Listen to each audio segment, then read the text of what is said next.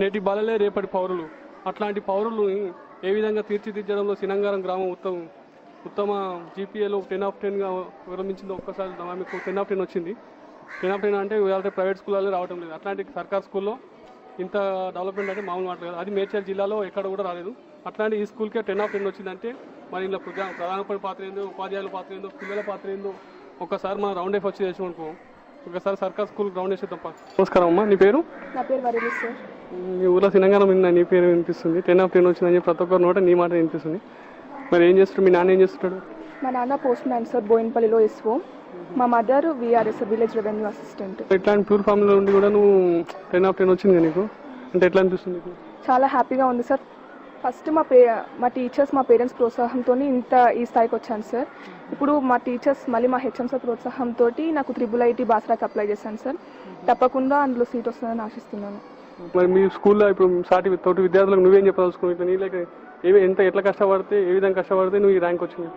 మామూలుగా వేరే private schools అయినా, పెద్ద పెద్ద స్కూల్స్లో అయినా మెటీరియల్స్ ఇస్తారు, మొత్తం మార్నింగ్ నుంచి సాయంత్రం వరకు చదివిస్తారు హాస్టల్స్లలో. బట్ నేను ఒక్కటి చెప్పాలనుకుంటున్నాను సార్. ఫస్ట్ టీచర్స్ ఏది చెప్తే ఫస్ట్ అది వినాలి. క్లాస్లో టీచర్స్ చెప్పే లెసన్స్, టీచర్స్ చెప్పే ప్రతి విషయం కాన్సన్ట్రేటెడ్గా ఉంటే మనం ఎగ్జామ్లో బాగా రాయొచ్చు సార్. మెటీరియల్స్ అవసరమే ఉండదు సార్. సో మనం కష్టపడి చదవాలి. ఫస్ట్ బుక్, తర్వాతే అన్నీ. ఇంకా ఎగ్జామ్లో బట్టి కొట్టినవి అయితే ఒక్కటి రాలేదు సార్. మేము ఎగ్జామ్లో కూర్చున్నప్పుడు, నేను ఎగ్జామ్ రాసేటప్పుడు మాత్రం ఫస్ట్ సైలెంట్గా కూర్చొని టీచర్స్ చెప్పేటివి, ఆన్సర్కి క్వశ్చన్, టీచర్స్ ఆ టాపిక్ పైన ఏం డిస్కస్ చేశారు అవి ఆలోచించుకొని ఎగ్జామ్ రాసాను సార్. నీకు 10/10 వచ్చిందనగా నీకు ఏమనిపించింది? ఫస్ట్ మా పేరెంట్స్, మా టీచర్స్ గుర్తుకొచ్చారు సార్. తర్వాత నా హార్డ్ వర్క్ కూడా గుర్తుకొచ్చింది సార్. చాలా కష్టపడ్డాను సార్. మార్నింగ్ చాలా మంది పేరెంట్స్ ఇప్పుడు వాళ్ళ ఇంట్లో ఫ్యామిలీలో ఇబ్బంది ఉన్న గవర్నమెంట్ స్కూల్లో బాగా చెప్పారు అని చెప్పి చాలా కష్టపడి వాళ్ళ పిల్లల కోసం ప్రైవేట్ స్కూల్స్ వస్తున్నారు. బట్ నేను నమ్మకం ఇస్తున్నాను సార్. ఇందులో గవర్నమెంట్ స్కూల్స్లో నమ్మకంతో వేయండి. మా పేరెంట్స్ కూడా చాలా నమ్మకంతో వేశారు. బాగా చెప్తారు సార్ టీచర్స్. ప్రైవేట్ స్కూల్కి ధీటుగా 10/10 వచ్చింది. దానికి కారణం ప్రైవేట్ స్కూల్ తగడా కాదు, మాది మెంటాలిటీ అని చెప్పేసి స్పష్టంగా చెప్పింది. మేడం కవిత. ఎట్లా ప్రోత్సాహం? ప్లస్ మ్యాథ్స్ టీచర్ని నేను. ఫస్ట్ వచ్చినప్పుడు వాళ్ళు కొంచెం మ్యాథ్స్ ఓన్గా చేయడానికి భయపడేవాళ్ళు. ఎంత భయం వేసినా కానీ ఒకటి కాన్సెప్ట్ వాళ్ళకి ఎక్కించి బోర్డు మీద, ఇదివరకు ఎలా ఉండదంటే బోర్డు మీద ప్రాబ్లం మొత్తం చేస్తే వాళ్ళు కాపీ చేసుకుని ఒక 5-10 సార్లు చేసేవాళ్ళు. ఇప్పుడు ఆ ప్రొసీజర్ లేదు. కాన్సెప్ట్ చెప్పాలి, ఇలా చేస్తారమ్మా సమ్మని అని చెప్పాక వాళ్ళు ఓన్గా సమ్ చేస్తున్నప్పుడు చాలా డౌట్స్ వస్తాయి. ఆ డౌట్స్ని క్లారిఫై చేస్తే వాళ్ళు దానికి ఒక 10 ప్రాబ్లమ్స్ ఎక్స్ట్రాగా చేయగలుగుతారు. దాంతో ఏంటంటే వాళ్ళకి ఏ ప్రాబ్లం ఇచ్చినా చేసే టాలెంట్ వస్తుంది. అంతేగాని సమ్ చెప్పి దాన్ని 10 సార్లు చేయించడం కాన్సెప్ట్ లేనే లేదు మా దగ్గర. అందుకే 10/10 ముగ్గురికి వచ్చాయి. సో తిను కూడా 10/10 వేసుకుంది మొత్తం అన్నిట్లో. చాలా హ్యాపీ. అంటే లెక్కల బట్టి విధానం కాదు, సూత్రాలు చెప్తే పట్టుకొని వెళ్ళిపోవాలనే విధానంతో ఈ స్కూల్ ప్రయాణంలో ఉంది కదా మేడం? సూత్రాలు చెప్పాలి. వాళ్ళకు ఒక్కొక్కరికి ఒక్కో డౌట్ వస్తుంది. అందరికీ సేమ్ డౌట్స్ రావు. ఒక్కొక్కరికి వచ్చే డౌట్లను ఏంటంటే వాళ్ళ నాలెడ్జ్ ప్రకారం మనం ఇది కాదు, ఇది ఇక్కడ మిస్టేక్ చేస్తామని చెప్తే కనుక వాళ్ళు నెక్స్ట్ టైం ఆ మిస్టేక్ చేయరు. పేరేం పేరు? నా పేరు కృష్ణ. బిడ్డను? మా కూతురు. ఇవాళ రేపు కొడుకులనే కానాలనే వాళ్ళకు ఇది చెంపపేట అనమాట. ఏ విధంగా కంటే కొడుకునే కాను లేకుండా అనుకునే వాళ్ళకి కంటే కూతురే కానీ అని చెప్పేసి ఇవాళ నువ్వు టీవీలో వస్తా అనుకున్నావు? అనుకోలేదు అసలు. మీ బిడ్డ వల్ల నువ్వు వచ్చినా చెప్పాలంటే? అవును. ఏం చేస్తాడు? నేను మామూలుగా అయితే 2 years పోస్ట్ మ్యాన్ గా చేస్తున్నాను. నీకు మరి ప్రైవేట్ స్కూల్లో వేయాలనుకుంటున్నాను చాలా మంది, మరి నీకు గవర్నమెంట్ స్కూల్, సర్కార్ స్కూల్ ఏం చేయాలని అంటే ఒక్కటి చెప్పాలంటే స్కూల్స్ బాగా అవుతున్నాయి. ఒకటి ప్రైవేట్ స్కూల్లో ఫీజు దోపిడి అదేముంటుంది, లాస్ట్ అంత ఆర్భాటమే ఉంటుంది. షూస్ అని అట్లా ఆర్భాటంగా ఎక్కువ ఉంటుంది. చదువు అయితే తక్కువ అనిపిస్తుంది. ఎందుకంటే ఇక్కడ టీచర్స్ కూడా క్వాలిఫైడ్ టీచర్స్ ఉంటారు. ఒక నమ్మకం ఉంది, బాగా చెప్తారు కంపల్సరీ అని. ఆ విధంగా బయట ఫీజులు కూడా కట్టలేకపోయిన పరిస్థితి కూడా చాలా మందికి ఉంది. ఆ విధంగా కంపల్సరీ బాగుంటుందనే ఉద్దేశం మీద నేను చేయడం జరిగింది. మన పెద్ద మనిషి మేడి పండుగ మేలుమై ఉండు పొట్ట ఇప్పుడు దాని పురుగులు ఉన్నట్టుగా ప్రైవేట్ స్కూల్ చూస్తే పైన ఆరబాటం లోనాటం అని చెప్పేసి స్పష్టంగా అయిపోయింది. దీన్ని చూసి అయినా మీరు ఒకసారి కళ్ళు తెరవాలని తల్లిదండ్రులకు తెలియజేస్తుంది. మా ప్రభుత్వ పాఠశాలలో ఉన్నాను. మనకు సర్కార్ స్కూల్ అయినా సరే కంప్యూటర్లు అంటే మామూలు మాటలు కాదు, కంప్యూటర్లు పెట్టేసి బాగానే చేస్తుంది. ఎక్కడ చూపించారు డిజిటల్ లైబ్రరీలు ఉన్నట్టుగా ఒకసారి ప్రొజెక్టర్ లేదు సార్. ప్రొజెక్టర్ మాకు కృషి హోంవర్క్ ద్వారా మాకు సాయం అందింది. ఈ ప్రొజెక్టు ద్వారా అన్ని క్లాసులు కూడా పాఠాలు బోధించడం జరుగుతుంది. మన టీవీ అనే ఛానల్ ద్వారా తెలంగాణ ప్రభుత్వం టెలికాస్ట్ చేసేటువంటి పాఠాలు మొత్తం కూడా రోజు పిల్లలు చూపించడం జరుగుతుంది. రోజు ఒక క్లాస్ తప్పకుండా ఒక పీరియడ్ మాత్రం కేటాయించి ఈ డిజిటల్ ప్రొజెక్టర్ ద్వారా వాళ్ళకి పాఠాలు చూపించడం జరుగుతుంది. మన టీవీ వాళ్ళు చేసే పని మీరు పెట్టడం జరుగుతుంది. కంప్యూటర్ మరి ఇవన్నీ ఎవరు ప్రొవైడ్ చేసేస్తారు? ఈ కంప్యూటర్స్ ఏమో గవర్నమెంట్ ద్వారా వచ్చాయండి. ఈ ప్రాజెక్టుల ద్వారా మాత్రం మేము కృషి హోమ్ ద్వారా బయట తెప్పించుకొని పిల్లలకి గత 2 సంవత్సరాల నుంచి ఇస్తున్నామండి. కృషి హోమ్లకు ధన్యవాదాలు చెప్పుకోవాలి ఈ కార్యక్రమం ద్వారా. ఇంకోటి ఇట్లనే మీరు దాతకి ముందుకు వచ్చి సర్కార్ స్కూల్ మీరు కోఆపరేట్ చేసినందుకు ముందు మసాజ్ చేసుకోవచ్చు, మంచి మంచి పిల్లలకి మీరు తీసుకురావడానికి సాయం చేసే వాళ్ళు అవుతుంది. ఏడైనా గుళ్ళకు గోపురాలు కట్టినానికంటే బళ్ళకి కొంచెం డొనేట్ చేసుకుంటే బాగానే ఉంటుంది కదా సార్? ఇట్లా చదువుకుంటున్నాం 8th ఇంగ్లీష్ మీడియం. మంచిగా చెప్తారా మరి? ఎట్లా చెప్తారు సార్లు? కొడతారు మీ సార్లు?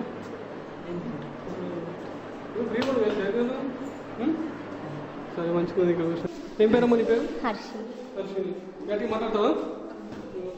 ఏ ఊరు? మాది కుకట్పల్లి. మరి ఇక్కడ ఎందుకు చదువుకుంటున్నావు? ఇక్కడ స్టడీ బాగుంది అనేసి టీచర్స్ వచ్చారు. ప్రైవేట్ స్కూల్లో నుంచి ఇక్కడికి వచ్చి చదువుకుంటున్నాను. ముందు ప్రైవేట్ స్కూల్ అయినా మరి ఈ స్కూల్కి ఎందుకు రావాలనిపించింది నీకు? టీచర్స్ వచ్చి ఫోర్స్ చేసినారు. 1-2 days వచ్చి చూడండి, బాగనిపిస్తే మీరు రండి అనగానే ఇక్కడ వచ్చి చూసాను, నాకు నచ్చింది, వచ్చింది. మంచిగా చెప్తున్నా మరి అప్పట్లోకి మున్పటే కొడుతురా సార్లు? చెప్పు ఇందా చెప్పు. మంచి ప్రేమ చెప్తున్నా. చూసిరా కుక్కడపల్లికి మంచి పెద్ద పెద్ద శ్రీ చైతన్య, ఆ చైతన్య మంచి పెద్ద కాలేజీలు ఉన్నాయి, స్కూల్ ఉన్నా కానీ ఆడ బాగాలేదని చెప్పేసి వీడికి వచ్చి మరీ చదువుతుంది పిల్లలు. అంటే ఇక్కడ ఎంత మంచిగా ఉందనేది మీరు స్కూల్ ఓపెనింగ్ రోజే పుస్తకాలు పంపిణీ కార్యక్రమం అంటే ఏమో అనుకున్నాం, కానీ ఇప్పటిదాకా స్కూల్ ఓపెనింగ్ అయినా అప్పుడు ఇంటర్కేమో స్కూల్ ఓపెనింగ్ 4-5 రోజులకి ఇచ్చి ఇప్పుడు ఓపెనింగ్ రోజే పుస్తకాల పంపిణీ కార్యక్రమం జరుగుతుంది. చదువుకోవాలి, మీరు మంచిగా చదువుకొని బాబు మరి కొత్త పుస్తకాలు తీసుకోవడమే చదువుకొని 10th పాస్ పక్కా మంచి పాస్ అయ్యి మంచి మార్కు మీ స్కూల్కు సార్లకు పేర్లు అందరి పేర్లు ఇవ్వాలి సార్. అభిషేక్. ఎన్నో క్లాస్? 10th ఇప్పుడు. మంచిగా చదువుతాం మరి. మీ ముందు సీనియర్ లెక్క 10 ఆఫ్ 10 తెచ్చుకుంటాం. నేను స్పీడ్ చూస్తుంటే తెచ్చుకునే అవకాశాలు బాగా కనిపిస్తున్నాయి. స్కూల్లో పుస్తకాలు కాదు, బట్టలు కూడా ఇస్తూ ప్రైవేట్ స్కూల్లో ఏమి ఇవ్వకుండా మొత్తం లక్షలు దొరుకుతారు. ఇక్కడ ఏమి ఇవ్వకుండా అన్ని ఇస్తారు, ఏం తీసుకోకుండా అన్ని ఇచ్చేస్తారు, బట్టలు కూడా ఇస్తారు. ఏం బాబు ఇప్పుడు చూసా ఇంతున్నావు కానీ 7th క్లాస్ గట్టి చదువుతాం మరి. మంచిగా చదువుకోవాలి. నమస్కారం సార్. సార్ నమస్తే. అన్ని ఊర్లు కలిసి వచ్చినాము, అన్ని మంచి నమస్కారం సార్. అన్ని ఊర్లు కలిసి వచ్చినాము, అన్ని చూసాము, ఇవన్నీ అయితే అన్ని తిరుగుతుంటాం. అయితే ఆ నేపథ్యంలో ఈ పుస్తకాల సర్కార్ స్కూల్ అంటే మామూలుగా నాకు అన్ని సర్కార్ స్కూల్ అని నేను అనుకున్నాను. కానీ మేడ్చల్ మండలంలోనే 10 ఆఫ్ 10 వచ్చినట్టుగా 10కి 10 పాయింట్స్ వచ్చినట్టుగా మీకు నిజమేనా? సరే దాని గురించి మేము కలుద్దాము, 4 ముచ్చట్లు మాట్లాడదామని వచ్చింది. ఎందుకంటే సర్కార్ స్కూల్ చదివేటోళ్ళకి ఇలా ఇది ఒక గుణపాఠంలోకి కావాలి అన్న ఉద్దేశంతో. మీ పేరేం పేరు, ఏ నేపథ్యం నుంచి వచ్చి? నా పేరు విజయరెడ్డి అండి. నాది నేటివ్ ప్లేస్ శంషాబాద్ మండల్ పెద్దదుర్గ. మాది మధ్యతరగతి కుటుంబం. 10th క్లాస్ వరకు నేను తెలుగు మీడియం చదివాను. దాని తర్వాత ఇంటర్మీడియట్ నుంచి ఇంగ్లీష్ మీడియం చదువుకొని నాకు జాబ్ 1995లో వచ్చింది. ఇది 5వ స్కూల్ నాది. ఇంతకుముందు పూడూరు అనే స్కూల్లో పనిచేశాను మేడ్చల్ మండలంలోని. ఇది నా నేపథ్యం. అట్లా ఈ సర్కార్ స్కూల్ చదువుకొని మళ్ళీ ఇదే స్కూల్లో హెడ్ మాస్టర్ కావాలని ఆలోచన చాలా మీకు తెలుసండి. పోటీ ప్రపంచంలో ప్రభుత్వ ఉద్యోగం సంపాదించాలంటే చాలా కష్టపడాలి. ఆ కష్టపడి సంపాదించే ఉద్యోగంలో జాయిన్ అయిన తర్వాత ప్రజలలో చాలా అపోహ ఉందండి, గవర్నమెంట్ స్కూల్లో ఏం చదువు చెప్పారని. నేను కూడా ఒక ఎంఈఓగా పనిచేసినప్పుడు ప్రభుత్వ పాఠశాలని ప్రైవేట్ పాఠశాలను చాలా చూడడం జరిగింది. చూసిన తర్వాత వాళ్ళు చేసే షో ప్రొడక్ట్ కన్నా మా దగ్గర ఉన్నటువంటి నాణ్యమైన ఉపాధ్యాయులు ఉండడం వల్ల చక్కగా చదువు చెప్పే వీలు కలుగుతూ ఉంది. ప్రభుత్వం ఇచ్చే ప్రోత్సాహాల వల్ల, ప్రభుత్వం ఇచ్చే సకల సౌకర్యాల వల్ల మన గ్రామీణ ప్రాంతాల్లో సేవ చేయడానికి అవకాశంగా భావిస్తూ నా వృత్తి ధర్మాన్ని వివరించాలని కోరుకుంటున్నాను. సర్కార్ స్కూల్ ఎవరిదో కాదు, ఇదందరూ కూడా మన గ్రామాన్ని, మన ప్రభుత్వాన్ని, మన ప్రజలు కాబట్టి ఈ పాఠశాలను మనము వీటిని కాపాడుకోవాల్సిన బాధ్యత మన మీద ఉంది. కాబట్టి మనం ప్రోత్సహించుకున్నట్లయితే ఈ పాఠశాలలు తప్పకుండా ముందుకెళ్తాయని భావనలో ఉండండి. ఇంత సర్కార్ స్కూల్ ఇది అది అని చెప్పి మీరు చెప్తారు, బాగానే ఉంది.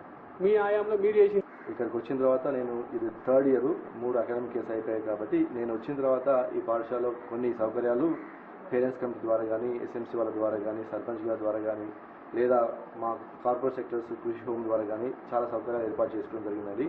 నాలో ముఖ్యంగా టాయిలెట్ కాంప్లెక్స్ ఏర్పాటు చేసుకోవడము, అదేవిధంగా స్కూల్ చుట్టూ కాంపౌండ్ వాల్ ఏర్పాటు చేసుకోవడము, అదేవిధంగా మన తరగతి గదుల్లో ఉన్నటువంటి టేబుల్స్ కానీ, డ్యూయల్ డెస్క్లను ఏర్పాటు చేసుకోవడము, పేద విద్యార్థులు కాబట్టి వాళ్ళందరికీ నోట్ పుస్తకాలు ఇప్పించడము, అదేవిధంగా మా స్కూల్ నుంచి 2 NMMS స్కాలర్షిప్ కూడా ఎంపిక కావడం జరిగిందండి. వాళ్ళు నేషనల్ స్థాయిలో జరిగినటువంటి ఎగ్జామ్లు పాస్ కావడం జరిగింది. గత 3 సంవత్సరాల నుంచి పరిశీలించినట్లయితే మా యొక్క ఉత్తీర్ణత శాతం పెరుగుతూ ఉంది. మా గ్రామంలో ఉన్నటువంటి పేరెంట్స్ అందరూ కూడా మా పాఠశాల మీద నమ్మకం ఏర్పడింది. మా ఉపాధ్యాయులు బాగా పనిచేయడం వల్ల కలిసికట్టుగా జట్టుగా ఏర్పాటు చేయడం వల్ల అందరూ కలిసికట్టుగా పనిచేయడం వల్ల గ్రామంలో కూడా బహుశా మా యొక్క పాఠశాలకి గౌరవం పెరిగిందని భావిస్తున్నాను. ఇద్దరు ఎన్ఎంఎంఎస్కు అటు ఇటు పోయినా ఎన్ఎంఎంఎస్ అంటే ఏంటి సార్? జాతీయ స్థాయిలో జరిగే పరీక్ష అండి. అది స్కాలర్షిప్స్ కోసం ఆ పరీక్ష నిర్వహిస్తారు. 9th క్లాస్ వాళ్ళకి ఆ పరీక్షలో పాల్గొంటారు కాబట్టి ఆ 9th క్లాస్లో జాతీయ స్థాయిలో జరిగిన పరీక్షలో ఇద్దరు విద్యార్థులు పాస్ అయ్యారు. వాళ్ళకి 9th, 10th, ఇంటర్మీడియట్ 12th వరకు కూడా జాతీయ స్థాయి వాళ్ళకి స్కాలర్షిప్స్ అందించడం జరుగుతుందండి. ఇదేదో బాగానే ఉంది, విద్యార్థులు చూసుకొని అది పరీక్ష కంటే ప్రిపేర్ అయ్యి మరి రాస్తే మిగిలిన మంచిగా దండిగా పైసలు వస్తాయి.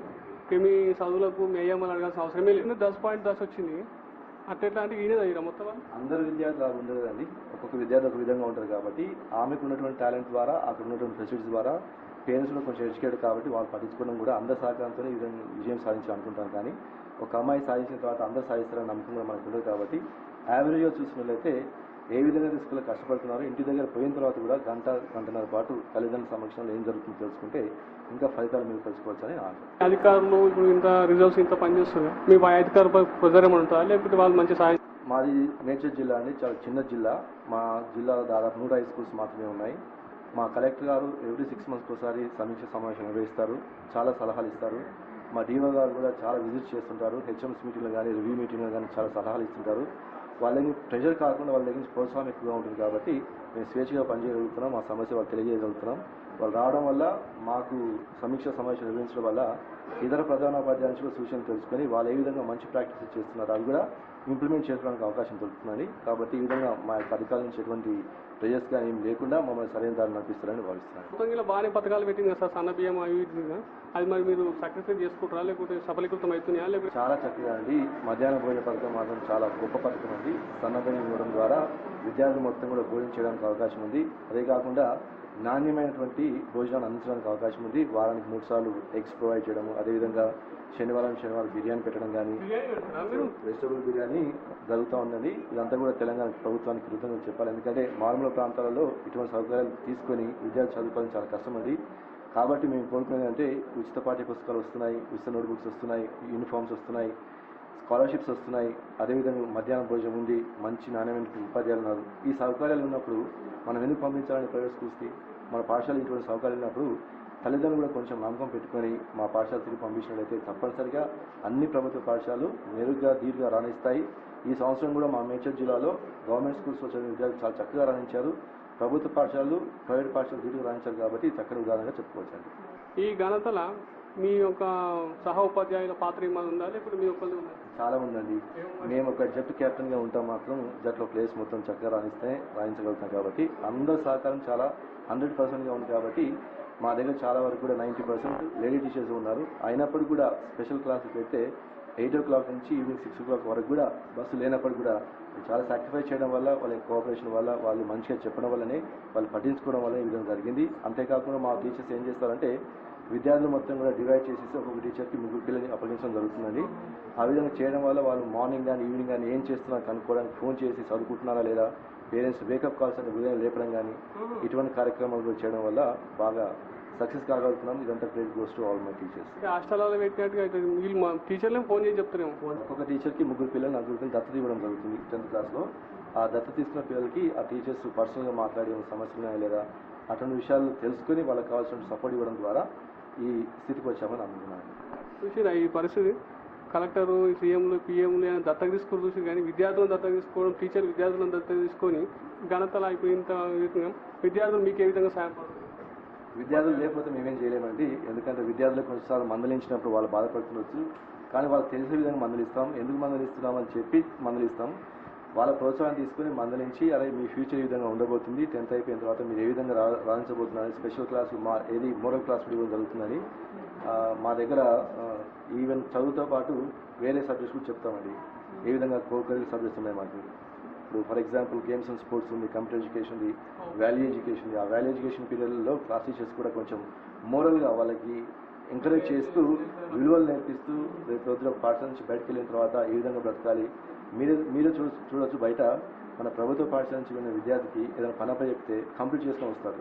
అదే ప్రైవేట్ పాఠశాల నుంచి వెళ్ళిన విద్యార్థి నీ కొడుకు కావచ్చు నా కొడుకు కావచ్చు షాప్లోకి వెళ్ళి ఒక ఎగ్గు తీసుకొని రమ్మంటే ఆ షాప్కి వెళ్ళి లేదని వచ్చేస్తారు. కానీ మా పిల్లల్ని ఇక్కడ పంపించేస్తే గ్రామం మొత్తం కూడా వెతుక్కొని తీసుకొచ్చే స్థాయిలో ఉన్నారు. అంటే ఇది కామన్ సెన్సికల్ బేస్డ్ ఎడ్యుకేషన్గా వాళ్ళకి బయటికి వెళ్ళిన తర్వాత ఏ విధంగా జీవించాలి, పుస్తకాలే కాదు జీవితంలో ఏ విధంగా ఎదుర్కోవాలి.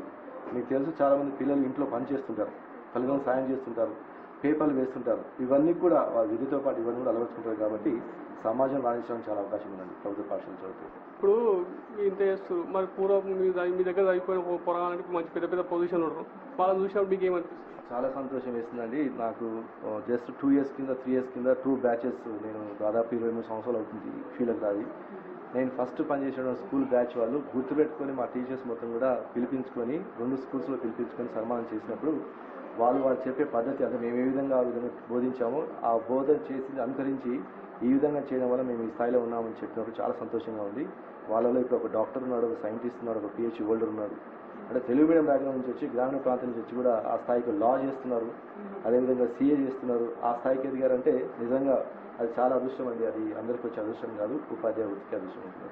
చూస్తుగా మరి ఈ ఊర్లో మీకు గ్రామ ప్రజలు కానీ సర్పంచులు కానీ వాళ్ళు ఉంటారు కదా పెద్ద పెద్ద మనుషులు, వాళ్ళు మీకు ఏ విధంగా సహాయపడతారు?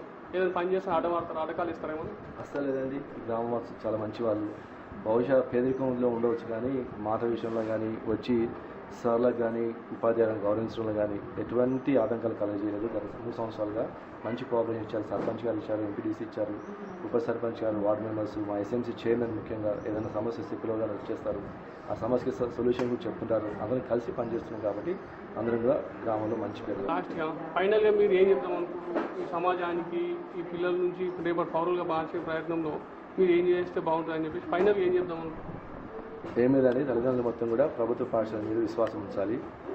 మేము చూస్తున్నాం ప్రభుత్వ పాఠశాల మొత్తం మూతపడే స్థాయికి వచ్చాయి. ఒకసారి మూతపడిన తర్వాత చాలా బాధపడతాం. ఎందుకంటే ఆ ప్రైవేట్ సెక్టర్లో మనం ఫీజు కట్టలేక, పిల్లల్ని చదివించలేక సమాజం మీద భారం అయిపోయినప్పుడు అప్పుడు చాలా ఇబ్బందికరంగా ఉంటుంది. కాబట్టి మనం ఇప్పుడు మేల్కొని పోయినట్లయితే ప్రభుత్వ పాఠశాల అంతరించే అవకాశం ఏర్పడుతుంది. కాబట్టి మేల్కొని మీరు రండి, పాఠశాల సందర్శించండి, ఉపాధ్యాయులను ప్రశ్నించండి, ఉపాధ్యాయుల దగ్గర మాట్లాడండి, మీ పిల్లవానికి ఏం జరుగుతుందో అడగండి, మీరు పార్టిసిపేట్ కండి. తప్పనిసరిగా మన పాఠశాల బలోపేతం చేసుకోకపోతే సమాజంలో మాత్రం రాబోయే కాలంలో తీవ్ర పరిణామాలు మాత్రం ఉంటాయని చెప్పదలుచుకున్నాను. Thank you sir. వస్తాను.